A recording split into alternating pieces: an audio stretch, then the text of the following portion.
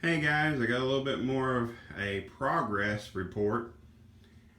Still trying to find the clutch kit that will actually work on the 4.8 flywheel.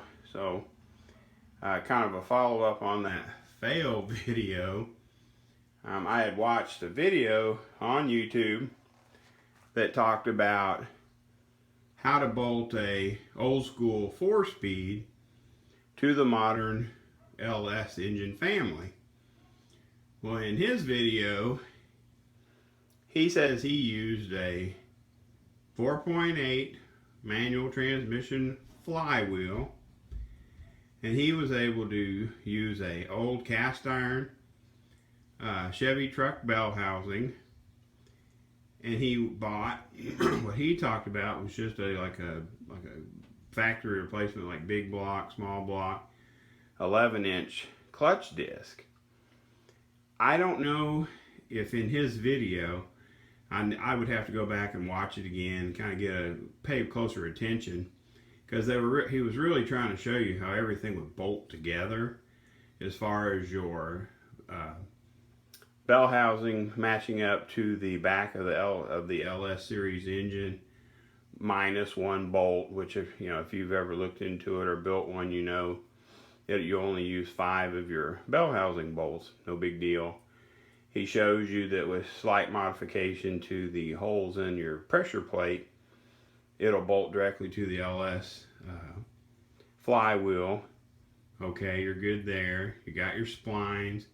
He also, in his application, his old school 4-speed, the input shaft, the little pilot portion of the input shaft, it doesn't go into the back of the LS crank as far as it would an old school engine.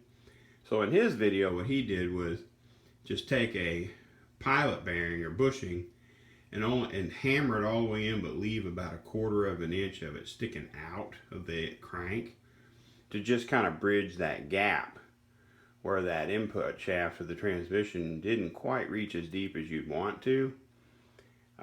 Just a point of reference, when I'm trying to put this T5 on the back of this LS engine, and yes, I know everybody gets up in arms about that phrase, but let's just, for ease of understanding, let's just all go with the fact that the 4.8, 5.3, 5.7, 6.0, all kind of the same engine family, and it's just a common, maybe misnomer to call it the LS.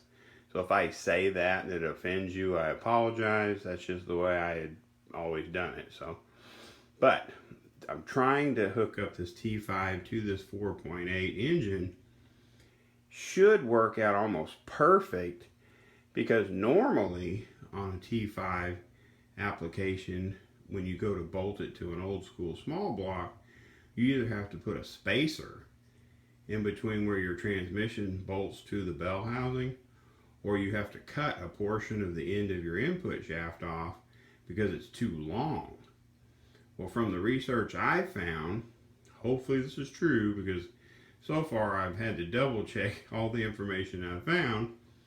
The long, I don't know if you'd call it a nipple or extension, or the very end of the input shaft that engages the crankshaft, that extra length actually helps the installation of the T5 to the 4.853 style engine.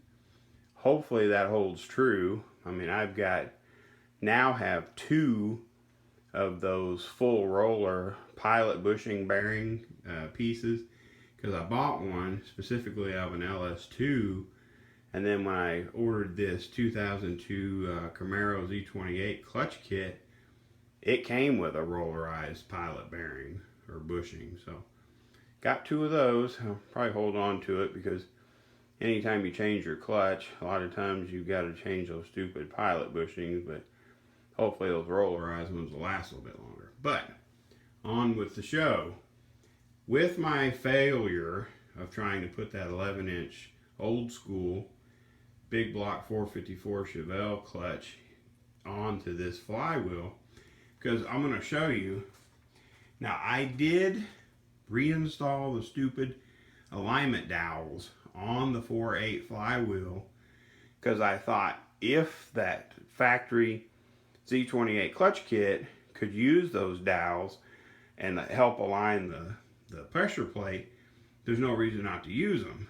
Well, note to the builder, there is something different between the 4.8 and the 5.7, or there's something different with this particular Sachs flywheel, because those little alignment dowels were exactly half a hole off on each side. Like when you tried to put that pressure plate on there and use those dowels to line everything up, you couldn't get both the dowels to go in their holes. But when you lined up all the bolt holes, that are the holes that would bolt your pressure plate to your actual flywheel, you can line them all up perfect, but half of each hole for the dowel pin didn't work. It just didn't line up. There was nothing I could do to make it work, so took my handy dandy punch. Hope you guys can see these things. Punched, you know, they're not hard to get out. Just drove out those alignments with the handy dandy. I'm sure came from Harbor Freight. If it's in my toolbox, it probably did. But just wanted you guys to see this. The problem I was having, and I hope you guys can see this without too much. Let me move it up a little bit here. The problem I was having with the old school clutch disc is this inside diameter. The old school clutch disc overhung this far, almost a full inch, 3/4 of an inch to an inch. Basically, I lost 3/4 of the clutch. I'm sorry, take that back. I lost 1/3 of the clutch face where it contacts the flywheel. So when I tried to put that old school 11-inch big block Chevy clutch disc and pressure plate setup on here, all the bolt holes lined up, but the clutch disc overhung. Like that inside circle, let me grab this thing so you guys can see it. When you look at this inside diameter, this inside circle on this LS clutch, the old school big block Chevy actually has more clutch material on its face and comes all the way into here, probably almost to this little rivet.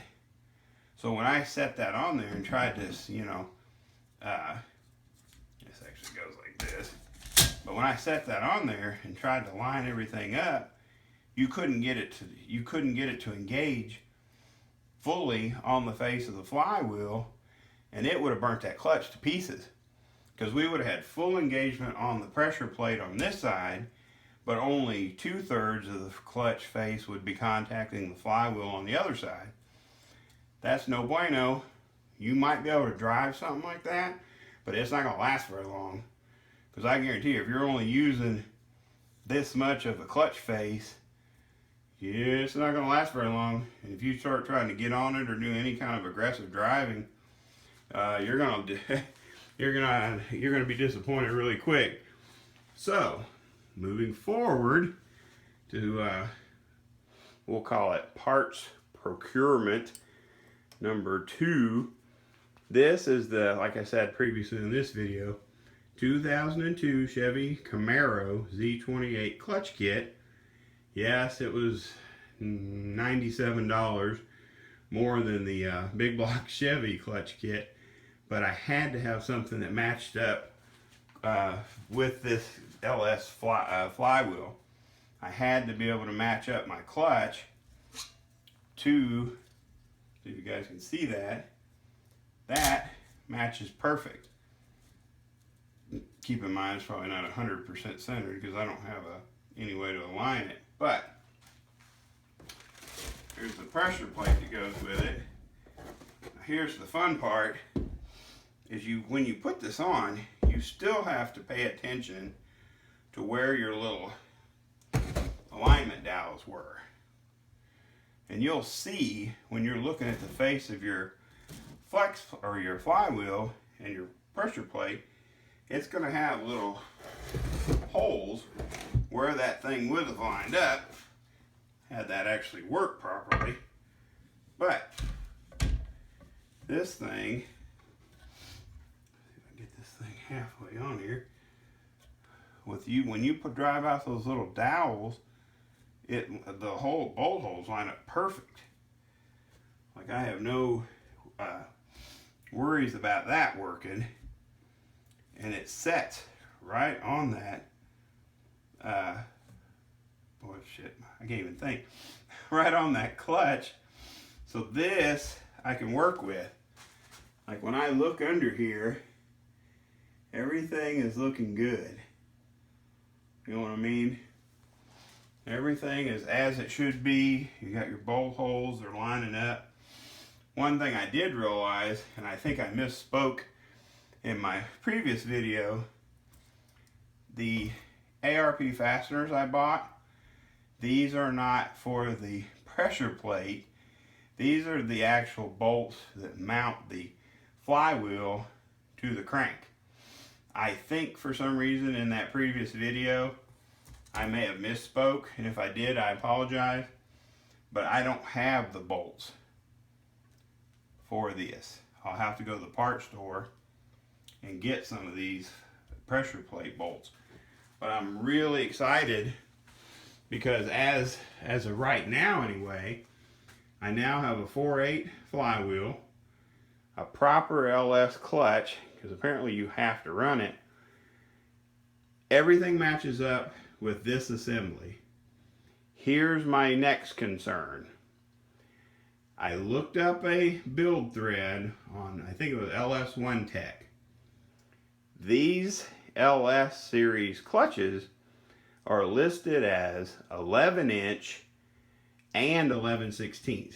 So add that together, 11 and 11/16. So it's bigger than an 11-inch clutch. So my little pea brain started going, okay, this is my next nightmare I'm going to run into. Remember, harken back, my cast iron bell housing I got was for a 63 to 66 Chevrolet truck V8 up to 11-inch clutch. So my heart's like, oh great, I just wasted 80 bucks on that stupid bell housing, and now I'm going to have to either find a 12-inch bell housing or go to an aftermarket blow proof, because it'll hold or handle or fit around just about any clutch setup. But I found that build thread on the LS1 Tech website.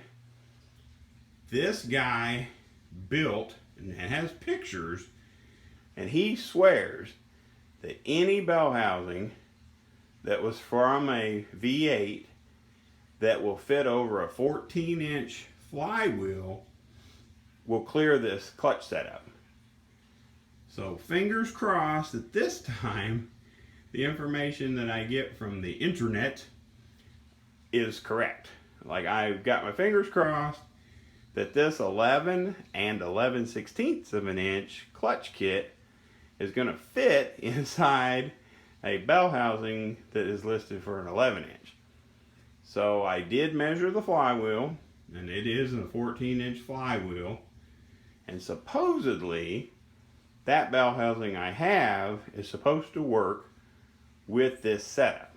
So, fingers crossed that, hopefully that information is correct. Because, I mean, if I have to, I will buy another bell housing. But I just want to make sure I get this thing put together with the right combination of parts, so I have a trouble-free operation. So, you guys stay tuned. I'm going to keep sleuthing and looking into all these stupid threads and verifying part fitment, part availability, and I'll hopefully be able to have a good outcome in the end. So I appreciate you guys watching. Hopefully if somebody else is trying to put this crazy combo together, we can share thoughts and information. So anyway, you guys keep watching. I'll keep trying to get this thing together.